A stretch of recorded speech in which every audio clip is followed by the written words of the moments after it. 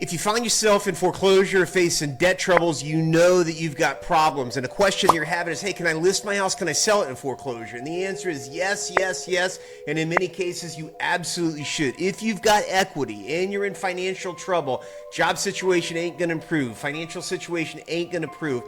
And because Florida's a judicial state, you're going to need to take action quickly before that winds up on your record. But here's the rule that matters most.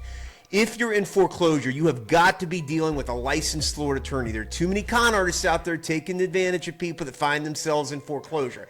You got to be working with a realtor that has that specialty in short sales. Florida Association of Realtors has a designation that helps them understand what the specific problems and issues dealing with foreclosure. But selling during foreclosure is complex. It's complicated to deal with liens and what the payoffs are, understanding what HOA payoffs are, what other lien problems exist. If there's equity, you may have some additional problems, people trying to prey on you and take that equity. But there are active proposals that are talking about eliminating property taxes in Florida, and that's going to have a real big impact on decisions that people are making to sell. There are going to be some people waiting out to see whether this passes. It's not going to pass because the implications are too big, too significant economically.